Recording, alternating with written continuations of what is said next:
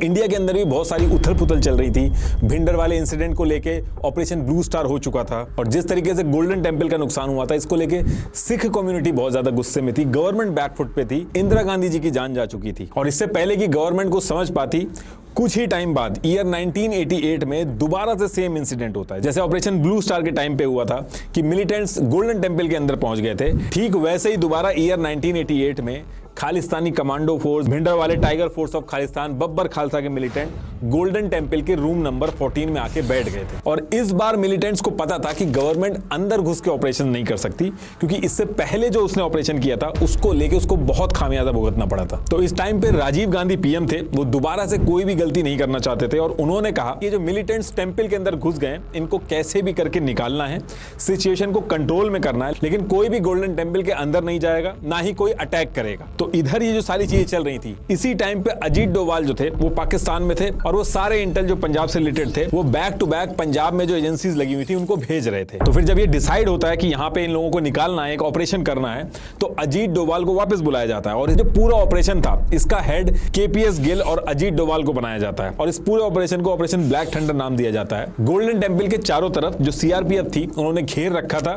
Position ले रखी थी, लेकिन आगे करना क्या है ये किसी को नहीं पता था। तो अब अजीत डोभाल क्या करते हैं, एक रिक्शे वाले का गेटअप लेके गोल्डन टेम्पल के आसपास घूमने लगते हैं। बैक टू बैक जितनी भी इंफॉर्मेशन होती है गोल्डन टेम्पल के पास में जाके वो सारी लेते रहते हैं। अब इसके कुछ दिन बाद अजीत डोभाल डिसाइड करते हैं कि गोल्डन टेम्पल के अंदर जाए बिना ये जो ऑपरेशन है, ये जो डिफिकल्ट ऑपरेशन है, इसको पूरा करना बहुत मुश्किल होगा, क्योंकि अंदर जाए बिना, उनकी एग्जैक्ट लोकेशन पता करे बिना ये ऑपरेशन पूरा नहीं हो सकता। अब क्योंकि वो पाकिस्तान में पहले से ही रह चुके थे, उनकी उर्दू बहुत अच्छी थी, वहां का लहजा बहुत अच्छा था, तो वो अंदर जाते हैं, मिलिटेंट से जाके बात करते हैं और उनसे कहते हैं कि उनको पाकिस्तान की आईएसआई ने भेजा है उनकी मदद करने के लिए। कई सारी चीजों पे मल्टीपल बात करने के बाद वो मिलिटेंट्स को कन्विंस कर लेते हैं कि वो पाकिस्तान से ही हैं और अंदर जाने के बाद वो उल्टा मिलिटेंट्स को बताते हैं कि इस पोजीशन पे ऑफिसर्स खड़े हैं और इस बार गवर्नमेंट बुरी तरीके से डरी हुई है और इस बार ये लोग कुछ नहीं कर पाएंगे। और ये सारी डिटेल जब उनको पता चल रही थी मिलिटेंट्स को, तो वो बहुत खुश होते हैं कि इसी बहाने उनको गोल्डन टेम्पल के बाहर की इंफॉर्मेशन भी मिल रही है। तो ये सारी चीजें करके अजीत डोभाल जो थे वो गोल्डन टेम्पल के अंदर और बाहर आना जाना स्टार्ट कर देते हैं और मिलिटेंट्स को भी कोई दिक्कत नहीं थी। उनको लगता था कि ये जो आदमी है यानी कि अजीत डोभाल,